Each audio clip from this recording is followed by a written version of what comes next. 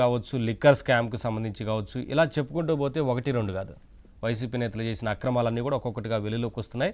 ఇప్పటికే చాలా కేసుల విషయంలో సిట్టు దర్యాప్తు చేస్తూ ఉంది. ఇక తాజాగా జగన్మోహన్ రెడ్డి గారు, అలాగే పెద్దిరెడ్డి, సజ్జల రామకృష్ణారెడ్డి వీరికి సంబంధించి అత్యంత సన్నిహితుడిగా ఉన్న హరిప్రసాద్ సిబిఐ దర్యాప్తులో ఒక కీలక కేసుకు సంబంధించి సిబిఐ దర్యాప్తులో ఒక స్కామ్ వెలుగులోకి వచ్చినట్లుగా తెలుస్తూ ఉంది.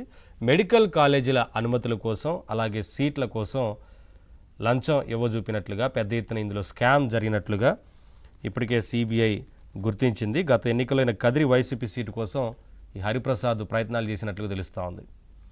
ఇక వీరే కాదు, ఈ మెడికల్ కాలేజీల అంశానికి సంబంధించి కావచ్చు, అలాగే గతంలో మనం మాట్లాడుకుంటే చాలా స్కామ్లు ఉన్నాయి. ఇవన్నీ కూడా పెద్ద ఎత్తున వేల కోట్ల రూపాయల్లో స్కామ్ జరిగినట్లుగా తెలుస్తూ ఉంది. వీటన్నిటి మీద కూడా ప్రభుత్వం చాలా సీరియస్గా ఉంది. ఇప్పటికే కొన్ని కేసులకు సంబంధించి సిట్టు దర్యాప్తు చేస్తూ ఉంది. సిట్టు దర్యాప్తు అనంతరం కొన్ని అరెస్టులు కూడా ఇప్పటికే జరిగాయి లిక్కర్ స్కామ్కు సంబంధించి. అయితే ఇక గనులకు సంబంధించి కానీ ఇసుక విషయంలో కావచ్చు, ఇలా చాలా ఉన్నాయి. వాటన్నిటికి సంబంధించి ఏం జరిగింది, గత 5 ఏళ్లలో ఈ అక్రమాల విషయం గురించి ప్రభుత్వం ఎంత సీరియస్గా ఉంది, సిట్టు విచారణ ఎలా కొనసాగుతుంది లాంటి అనేక విషయాలు ఉన్నాయి. వీటన్నిటికి సంబంధించి ఇవాళ డిబేట్లో మాట్లాడదాం. డిబేట్లో పాల్గొంటున్నారు రఫీ గారు, టీడీపీ అధికార ప్రతినిధి, అలాగే శాంతిప్రసాద్ గారు, జనసేన లీడర్, లీగల్ సెల్, అలాగే దుర్గా గారు, వడ్లమణి దుర్గా